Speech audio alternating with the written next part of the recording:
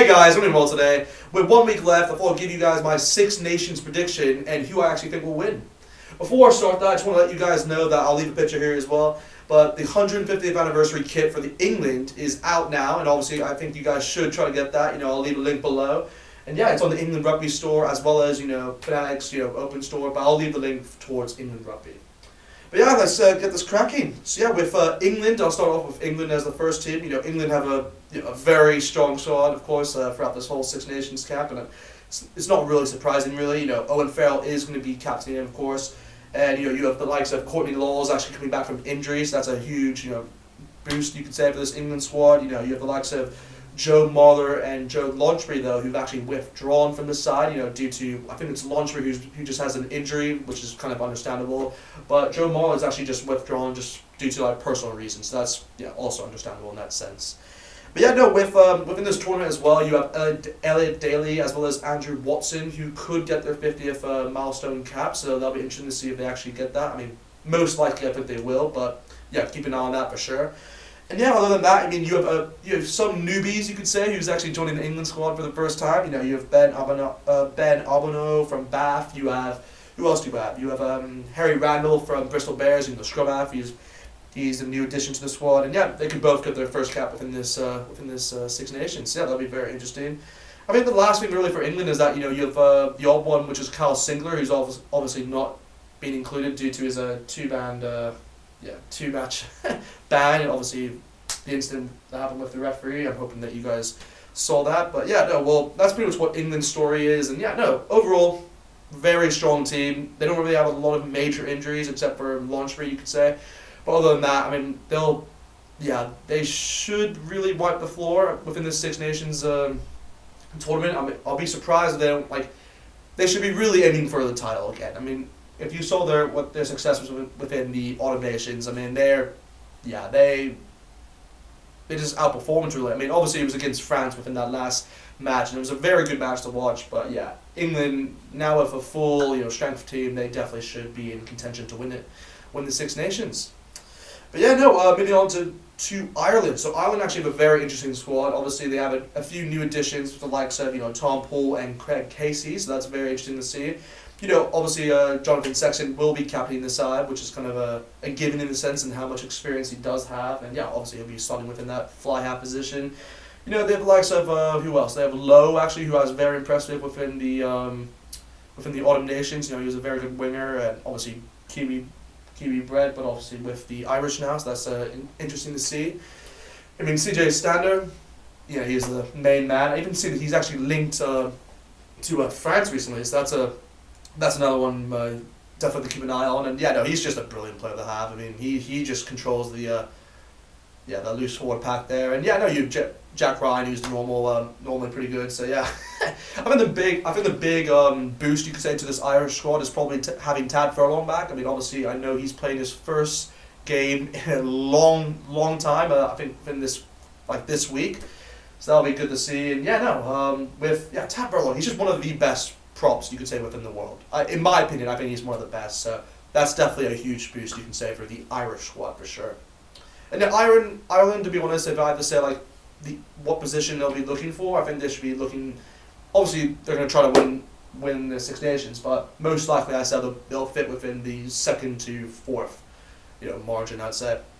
But yeah, moving on to Scotland. Scotland have an interesting squad. Obviously, Stuart Hogg is going to be captaining the side once again, and they have a very interesting squad in the sense where they don't have really any major injuries, really, compared to a lot of other sides with some injuries involved. So yeah, Scotland really have the ability to actually play freely. Actually, with the likes of they have Finn Russell and Van der Merwe within the backs, who should hopefully cause a bit of damage, which is kind of expected really.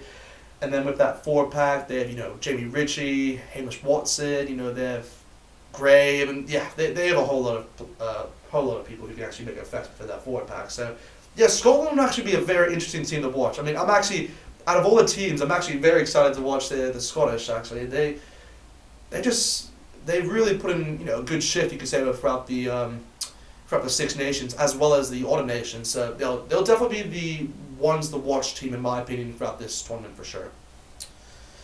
But yeah, other than that, I mean, moving on to Wales, Wales have a very interesting squad as well. The likes of, Alwyn Jones, obviously captaining, which is incredible to see. Obviously last year when he played within I think it was the Six Nations, he did break the record for the most amount of caps ever by a player, so that was a big record to break. And yeah, Alwyn Jones, it's just great to see him continuing on, which is what you really want to see. Obviously due to COVID, I think he would, personally, I think he would have come close to ending his career, but luckily, I think what will happen is that he'll most likely end his career after the Lions tour, which is what I personally want, and I think a lot of Lions fans want as well. But yeah, with the Welsh squad as well, they've again really no major injuries. They have the likes of a lot of good players. Dan Baker's in there. They have what's his name, Lewis Rhys-Zammit, who's also within the squad. Obviously, he had a very impressive autumn nation, so he's getting his I think first he's in the Six Nations squad for the first time, so that's a good thing for him really to see.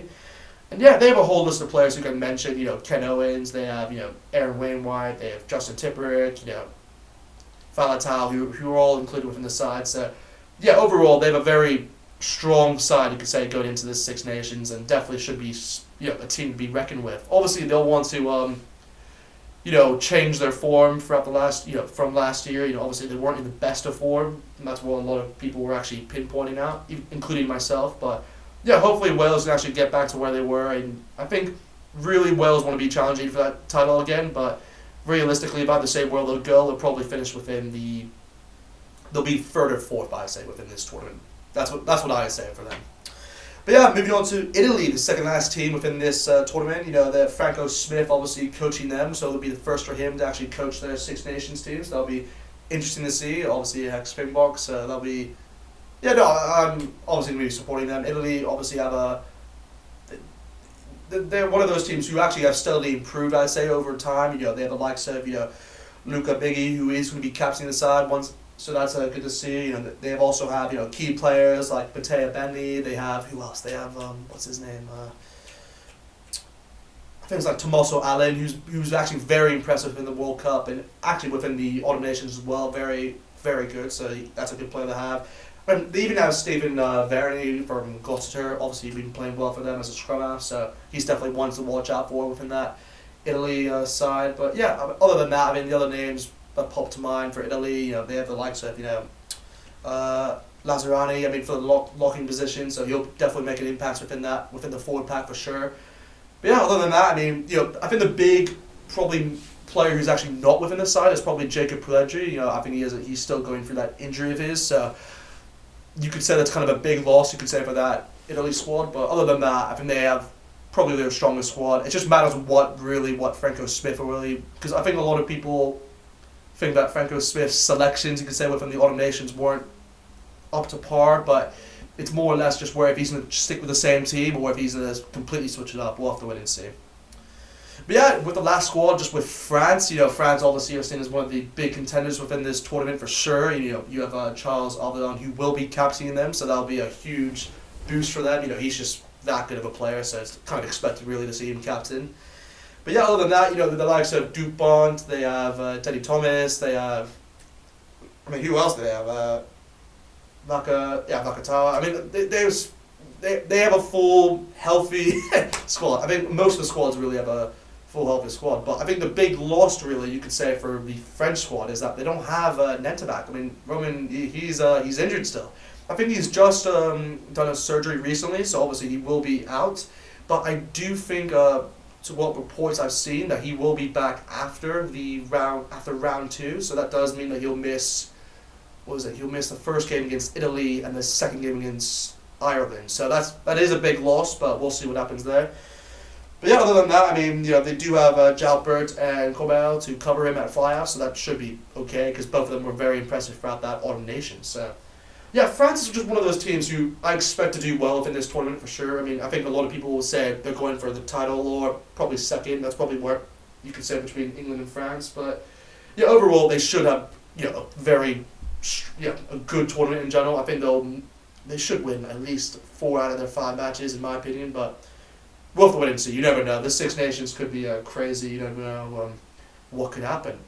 But yeah, other than that, I mean, I'll just give you my full prediction just about who I actually think from rankings terms. I think at number one, if I had to say who will actually win the Six Nations, I'll say it's most likely going to be England again, in my opinion. And I'll say second would be France, just due to the Interact, only coming back after round three, so that'll be a huge loss. But I also do think they'll do well. So I'll say England definitely at first, then I'll say France, then I'll most likely say, I actually think Scotland will pull a shock in. I actually think Scotland could come third.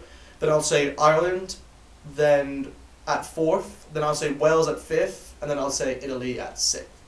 So yeah, that's kind of my full prediction, really, just with that and with the Six Nations. Hopefully it's a good tournament, and it's gonna be great though, great to watch. Obviously with rugby coming back, and the last of rugby that I was really watching was the Autumn Nations. Yes, it was actually a very good tournament, and also obviously the Tri Nations.